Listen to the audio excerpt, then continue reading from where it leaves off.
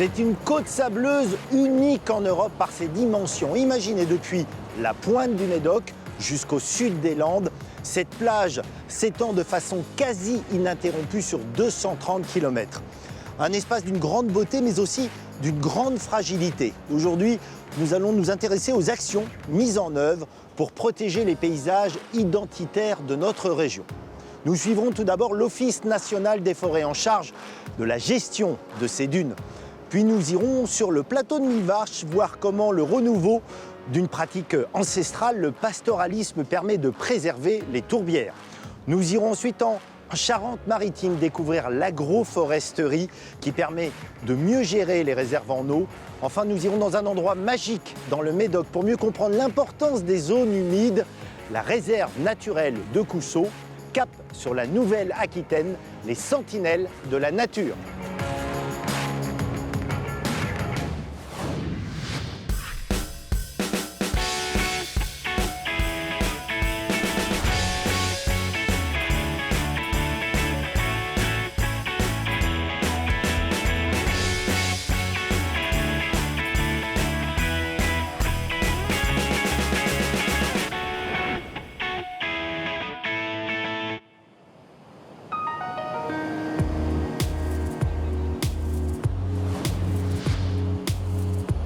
L'océan, puis la dune, puis la forêt. On pourrait presque croire que cette côte atlantique existe dans cette forme depuis la nuit des temps. Mais il n'en est rien, car ce paysage a été totalement construit par l'homme pour combattre le sable qui envahissait les terres, recouvrait les villages. C'est l'Office national des forêts, fondé en 1966, qui est en charge de gérer cet espace en perpétuel mouvement. Cette forêt, elle a son importance dans toute la gestion de la côte, des dunes. On voit d'ailleurs que là, devant nous, c'est en train de diminuer, hein, la hauteur des arbres. Alors, on voit que c'est en train de diminuer tout simplement parce qu'on est en train de se rapprocher de la côte. Là, on est vraiment pas très loin, hein, c'est-à-dire que la mer est à 150 mètres, 200 mètres à peu près. Et plus on va se rapprocher, plus la taille de la forêt va diminuer. Et on entre dans ce que nous, on appelle la forêt en fait, de protection. Alors c'est quoi la forêt de protection ? La forêt de protection, c'est la forêt qui est justement un peu là pour faire l'écran entre les tempêtes marines et la vraie forêt de production qui est derrière, c'est-à-dire la forêt qui va servir à produire du bois. Allez, on va se rapprocher de la dune. Explique-moi, Maël, comment on construit quasi artificiellement une dune. On peut même dire complètement artificiellement. Alors je vais essayer de te montrer rapidement avec des petites explications comment donc s'est construit la dune sur laquelle on arrive. Donc en gros, on s'est servi de barrières en bois. Alors ça, il faut imaginer que ce soit des petites planches qu'on a installées donc tout le long du littoral. Alors ça a commencé dans les années 1825. C'est un ingénieur qui s'appelle Goury qui a mis ça en place. Donc il a pris des petites barrières de bois qui faisaient environ 2 mètres de haut, qu'on écartait de 2, 3, 4, 5 cm comme ça. Et quand on avait une tempête, qu'est-ce qui se passait ? Donc le sable en fait va se stopper grâce à ces fameuses barrières de bois. Et c'est comme ça que la dune sur laquelle on va marcher tout à l'heure s'est en fait constituée. Il a fallu environ un siècle, on va dire, pour construire cette dune. Ça a commencé, je disais, en 1800, 1820. Alors ces planches de bois aujourd'hui, elles sont totalement sous le sable, elles sont recouvertes.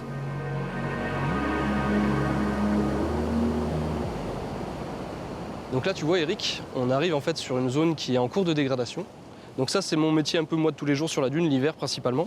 Je vais surveiller un peu ces zones-là. Et dès qu'on a des zones comme ça à sable blanc, ce qu'on appelle sans végétation ou avec très peu de végétation trop importante, on va venir en fait poser donc des branchages de genêt ou des petits pins qu'on récupère en forêt. Donc ça, c'est ce qu'on appelle le genêt à balai, celui qui servait à faire les balais de cantonnier à l'époque. Ah oui, carrément. Voilà. Donc là, je vais enlever que quelques branches comme ça. Et on va en gros le ficher. Donc on voit là une zone de sable blanc, par exemple ici. Donc je vais venir en fait planter un genêt. Donc la technique, c'est de le ficher dans le sol comme ça et qui recouvre en fait la zone où il n'y a que du sable blanc sans végétation. Et donc ce que vont faire les ouvriers forestiers, donc ils vont venir comme ça et ils vont placer en fait les genêts. Donc tu vois, on va les mettre un peu en intercalé. On n'a pas besoin de couvrir totalement le sable. L'idée, c'est qu'il soit couvert aux 3/4 à peu près. Alors quelle action ça va avoir ? Alors qu'est-ce qui va se passer ? En fait, sur cette zone donc, qui était en cours de dégradation où le sable a tendance à partir pendant les tempêtes, qu'est-ce qui va se passer ? On voit le sable qui va transiter lors des tempêtes, en fait, il va s'arrêter dans les branchages. Un peu le même principe que les barrières. Donc il y a le sable qui transite, et en transitant, donc, ça s'arrête et ça se bloque dans ces branchages. Et en plus de ça, si c'est des trous relativement petits, un peu comme celui qu'on a ici, les graines vont aussi s'arrêter en fait avec le sable, ce qui fait que la zone en fait va naturellement se revégétaliser. On appelle ça, nous, dans notre jargon, des travaux de génie écologique.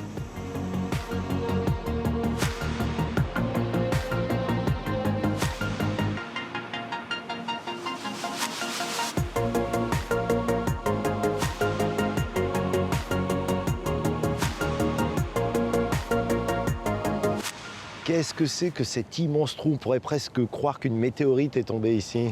C'est un peu ce que ça pourrait laisser penser, en effet.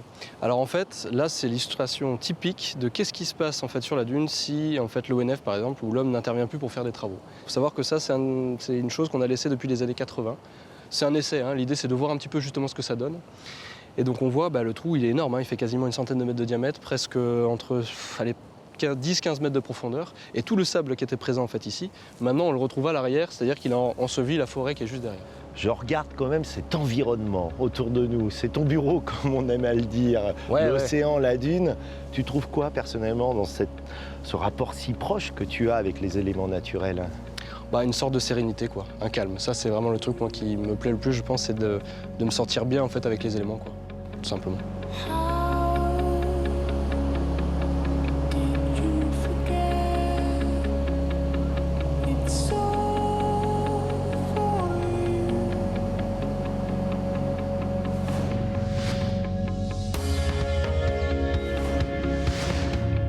Nous prenons maintenant la direction du plateau de Mille Vaches. D'une altitude moyenne de 800 mètres, ce vaste plateau granitique est parfois surnommé le château d'eau de la France.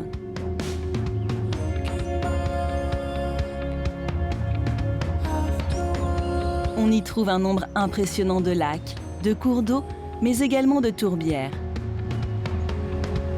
C'est dans celle du Longérou, la plus vaste du Limousin, que Lise et Fabrice ont choisi d'exercer leur métier d'éleveur. Ils ont décidé depuis quelques années de relancer la pratique du pastoralisme. Allez les filles, on décolle! Ils viennent ici tous les étés avec leur troupeau de 300 brebis. Doucement, c'est bien les filles. Doucement, c'est bien, on pousse, c'est bien. Fabrice et Lise, c'est une belle histoire écrite autour d'une passion commune, la vie au grand air. Lui est breton, moutonnier pur jus. Elle est moitié corse, moitié aveyronnaise. Ingénieure agronome, elle a choisi de troquer la souris d'ordinateur pour le chien de berger afin de vivre ensemble l'aventure du pastoralisme sur le plateau de Mille Vaches. Sur le plateau de Mille Vaches, il y a eu des bergers et des bergères, beaucoup de bergères d'ailleurs je pense, avant-guerre. Et après-guerre, donc il y a eu l'exode rural et les plantations, comme vous voyez, de sapins. Et du coup, l'élevage a périclité et les bergers et les bergères aussi sont partis. Et aujourd'hui, nous, on voulait remettre en place ce type d'activité-là, donc la garde par le pastoralisme. Donc en fait, on garde nos brebis de juin à octobre ici. Et pendant ce temps, en fait, on fait nos foins sur notre exploitation agricole, ce qui nous permet en fait d'avoir un petit peu plus de stock, un petit peu plus de foin. Alors tu m'as pas présenté tout le monde dans la famille, c'est qui? Non, c'est Faya. Elle a 7 ans, puis c'est un border. Voilà, un chien de travail. On l'utilise tous les jours pour conduire le troupeau. Je ne sais rien faire sans elle. Tu peux me faire une petite démonstration? Oh bah oui, avec plaisir. À gauche, à gauche. À droite, droite, droite, droite, c'est bien. Faille à droite, c'est bien. Droite, droite, droite, droite, droite, c'est bien, droite, c'est bien. La stop, pas bouger. Ah, on la voit derrière là, waouh, super! Viens au pied, viens. Viens au pied, viens, viens, viens. Viens au pied, c'est bien.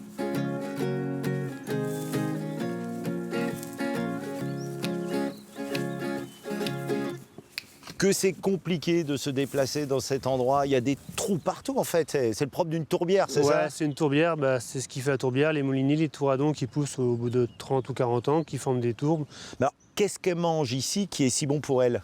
En fait, ce qu'ils mangent ici, c'est la moulinie. La molinie, c'est de l'herbe en fait. C'est l'herbe en fait. Ouais. Ça, c'est les pousses des autres années qui ont peut-être 4 ou 5 ans. Sur les tourbières, la moulinie ne se dégrade pas au bout de très longtemps. Donc elle mange cette herbe-là, qui pousse tous les ans. Mais est-ce que c'est bien pour cet endroit que les brebis viennent? C'est bien parce que dans quelques années, si nous ne venons pas avec des brebis ou d'autres personnes avec des vaches, ça va se refermer du coup encore comme en face, là-bas où c'est vraiment humide. Les bois feuillés vont commencer à être majoritaires et au bout de certains nombre d'années, le milieu va être fermé, il n'y aura plus rien. C'est-à-dire qu'en venant ici, tu entretiens le milieu en fait. On entretient le milieu, voilà. On fait une action pour nous parce que ça permet de sortir une ruine d'exploitation, éviter qu'elle se parasite. Et ici, on entretient le milieu en ouvrant le paysage, en laissant du moins le paysage ouvert et en améliorant la flore. Puis c'est agréable quoi, quand il fait un temps comme ça. Ah, je dois dire que là, je regarde et c'est beau Ouais. et on se sent bien quoi. Voilà, les voisins sont pas trop chiants, donc c'est cool, quoi. What if she runs by the sea, just like the old willow said she would in her dreams. Onto the sand, barefooted she strides. On comprend pourquoi le Conservatoire des espaces naturels et le Parc régional de Millevaches soutiennent l'activité de Lise et Fabrice. Car ces tourbières sont des endroits rares en France, aussi fragiles qu'exceptionnels. Au Conservatoire des espaces naturels, votre mission, c'est notamment de préserver ces endroits, ces tourbières. Quel est l'intérêt? À quoi ça sert une tourbière? La tourbe qui est sous nos pieds, elle fonctionne comme une éponge. Donc en période de grosse pluviométrie, elle va se gorger d'eau. Donc elle va limiter la vitesse de l'eau et donc limiter les crues. Et à l'inverse, en période de basse eau, en période d'étiage, elle va redonner l'eau qu'elle contient au cours d'eau et ainsi permettre la recharge des nappes et la vie piscicole. Donc tu m'as donné cet outil, j'imagine que c'est pour aller un peu chercher au fond ce qu'il peut y avoir. Comment ça se manipule? Je te laisse faire. Voilà, alors on peut essayer d'aller chercher un peu de tourbe, voir ce que ça donne. Il y a quelle profondeur là, sous nos pieds? Alors sur le Longeron, on a une profondeur moyenne d'1 mètre, 1 mètre 50. Il faut combien de temps pour constituer cette tourbière? Alors la sphène pousse très lentement, et il faut à peu près 1 siècle pour que la tourbière s'épaississe d'1 centimètre. Bon, là j'en ai pas beaucoup, mais voilà ce que c'est que la tourbe. En fait, c'est l'accumulation de la matière organique qui ne se dégrade pas. Et ici, la tourbe, elle était essentiellement faite avec de la sphène. Donc là, j'ai dans ma main, allez, c'était à quoi, 50 cm, Ouais, quelque chose qui 20 s'est dégradé. Ouais, on est quand même en plusieurs milliers d'années, quoi. Oui, voilà. Quel endroit incroyable, on dirait une pluie de météorites, où on s'attend à voir sortir des lutins. D'où viennent ces pierres? Alors en fait, ces pierres, tout bêtement, elles proviennent de l'érosion des versants. C'est-à-dire qu'elles sont descendues des montagnes? Voilà, oui. Suite aux glaciations, au gel, au dégel, elles sont arrivées en bas de pente. J'entends toujours dire que ces tourbières sont des réserves de biodiversité incroyables. C'est réellement le cas? Oui, c'est réellement le cas. L'exemple le plus frappant, ici on a un petit lézard qui s'appelle le lézard vivipare et il a une particularité, dans son sang il contient un antigel. Et donc cet antigel, il est étudié pour la conservation des organes en cas de transplantation. Une molécule rare, quoi, en quelque Voilà. sorte. Est-ce que tu considères que ces tourbières, elles sont à protéger, à sauvegarder, au même titre qu'une cathédrale, qu'un château, qu'un monument historique? Oui, voilà, c'est tout à fait ça. On les conserve, on nous les a donnés, on les conserve pour les léguer aussi à la génération qui viendra, tout comme on le fait pour les monuments historiques. Et les tourbières, en plus, remplissent beaucoup de fonctions, donc on a tout intérêt à les garder.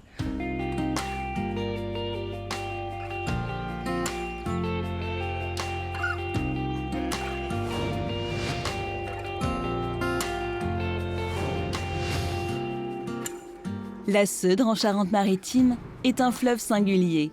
C'est l'un des plus petits de France, 68 km de long. Dans l'estuaire, les eaux de la terre et les eaux du large s'unissent pour former des entrelacs étonnants de chenaux, de digues, de bassins et de villages ostréicoles.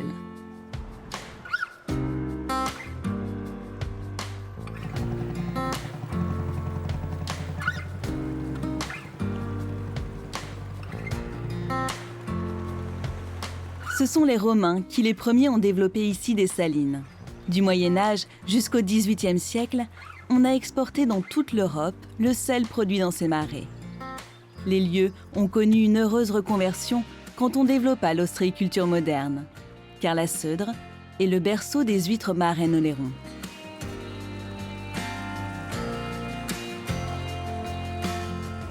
Pour bien se développer en clair, l'huître a besoin que l'eau douce et l'eau salée se mélangent dans de bonnes proportions. Avec la hausse des prélèvements agricoles en amont et l'utilisation massive de pesticides, la gestion quantitative et qualitative de la ressource en eau est devenue essentielle.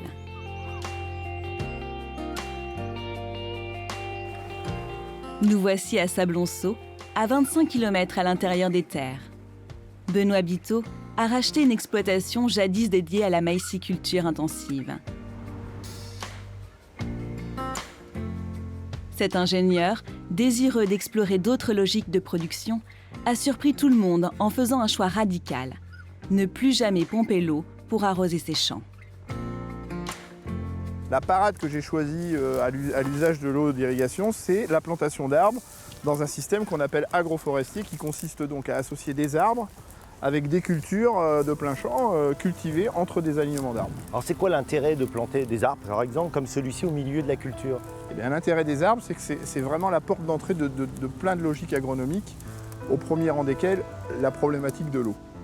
Tous les 28 mètres, quand l'eau est en excès, on a un système racinaire d'arbres qui permet de conduire l'eau vers la nappe phréatique, donc quand l'eau est en excès. Et à l'inverse, quand l'eau manque en été, on a une logique par le système racinaire de ces arbres qui fait remonter l'eau à la surface et qui permet d'irriguer les bandes cultivées entre les arbres. Le projet de Benoît est pensé dans sa globalité. Non seulement il n'assèche plus les cours d'eau, mais en associant plusieurs cultures dans le même champ, ici du seigle et des lentilles, il a cessé totalement d'utiliser des produits chimiques. Les deux plantes vont pousser ensemble et quand je vais venir avec ma moissonneuse batteuse, je vais récolter les deux graines et donc je vais avoir une productivité hectare très élevée parce que je cumule la récolte de deux espèces en même temps. C'est un petit peu le principe de ce qu'on appelle la permaculture. Oui, c'est une forme de permaculture, sauf que c'est à grande échelle, mais c'est effectivement exactement le même concept, mais qu'on peut aussi appeler agronomie ou qu'on appelait hier le bon sens paysan. En vérité, j'ai rien inventé, quoi. C'est-à-dire que l'arbre, pour toi, ça a toujours été un compagnon de l'agriculteur? Bien sûr que l'arbre a toujours été un compagnon de l'agriculteur. On a abandonné l'arbre parce qu'on a cru qu'on pouvait s'en passer avec l'arrivée de la mécanisation et des substances de synthèse et des semences certifiées. Et là, ce modèle-là est en train de toucher le fond. Hein. On commence à avoir des baisses de productivité et on se rend compte que ceux qui ont réadopté l'arbre comme partenaire continuent de progresser sur des logiques qui sont extrêmement encourageantes pour demain.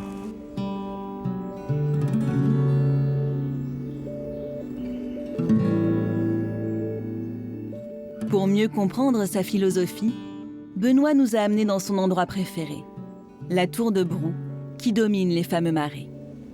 C'est un paysage qui raconte une histoire qui te tient à cœur. Hein. Dans cet endroit-là, on comprend au fil de l'eau le cheminement justement de cette ressource, de ce fluide magique et surtout vital, l'importance de cette zone-là. C'est-à-dire qu'on vient de la plaine où on utilise beaucoup d'eau, où on peut aussi beaucoup la polluer avec des pesticides, des nitrates. Et on a de l'autre côté, en mer, des ostréiculteurs, des pêcheurs qui ont besoin d'une ressource parfaitement propre, de bonne qualité, en quantité suffisante. Et pour réussir cette gageure de connexion entre ces deux territoires, ces deux zones de production, on a besoin de cette zone de marais qui stocke l'eau au début du printemps et surtout qui l'épure. C'est-à-dire qu'une masse d'eau stockée 48 heures sur une prairie humide efface à peu près 50% de ses pollutions. Donc c'est vraiment un endroit incontournable qu'il est nécessaire de préserver parce que c'est lui qui assure la continuité hydraulique, la continuité de la vie de l'eau et qui permet aux acteurs des activités primaires en mer de pouvoir développer des activités autour de la pêche et de l'ostréiculture. J'imagine qu'il y a certains soirs, tu viens là, juste pour profiter du spectacle. Bien sûr. C'est le soir, à la tombée de la nuit, c'est un endroit magique, à la fois pour les yeux et pour les oreilles, parce que dans ce monde du silence, c'est la nature qui s'exprime. Et là, c'est chargé d'émotions. Ouais. Don't be scared of what's to come. It's all for you. How did you forget? It's all for you.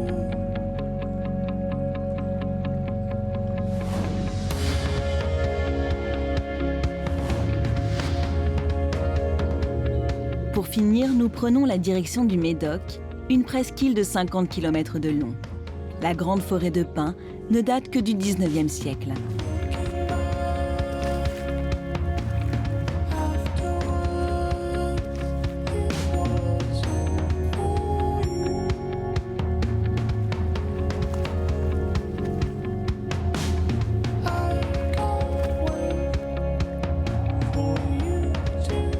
Longtemps considéré comme inhospitalier, le Médoc est originellement constitué de landes marécageuses.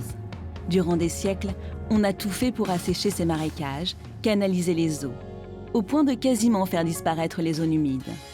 On sait aujourd'hui que ces espaces ont leur utilité.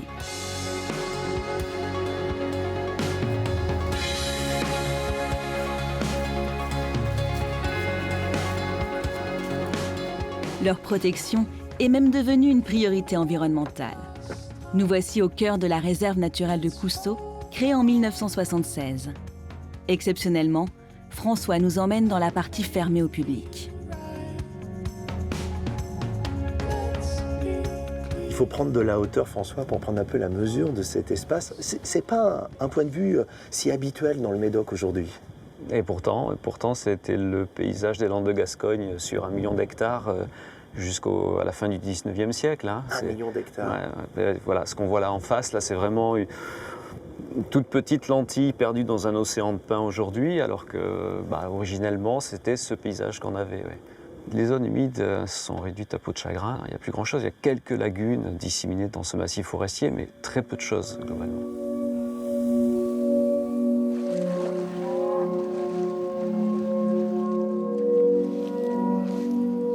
Explique-moi pourquoi ces zones humides, si mal considérées pendant longtemps, elles ont en fait beaucoup de services à nous rendre. Il faut savoir que sur une réserve de petite taille comme Cousteau, qui fait 800 hectares à peine, c'est presque 3000 espèces animales et végétales différentes. Voilà. Alors, bien sûr, ça comprend la plus grande part qui sont les insectes, hein, mais malgré tout, voilà, il y a tout un volet biodiversité absolument essentiel à préserver. Un sang tranquille. Un petit groupe, là, il y a une vingtaine, il y a 24 vaches là, sur Cousteau actuellement.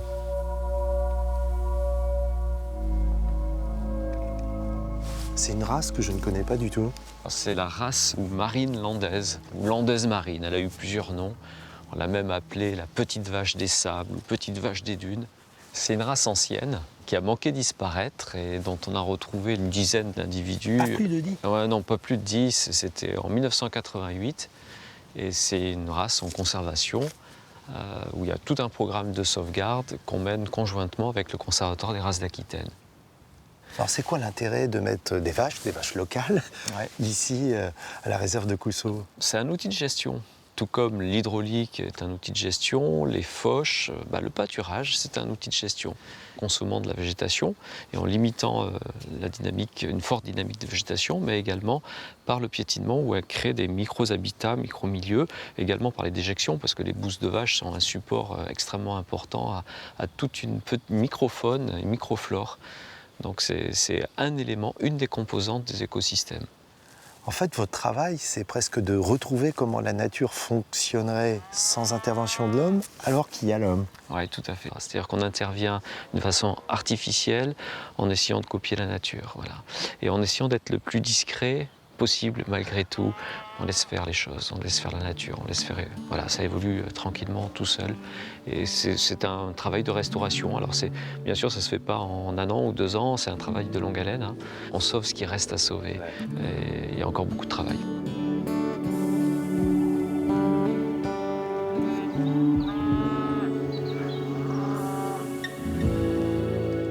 Quand tu viens le soir sur ce belvédère, qui est un lieu en plus là accessible au public, où on domine l'étang, le marais, tu ressens quoi personnellement ? Tu as un lien fort avec cet endroit ?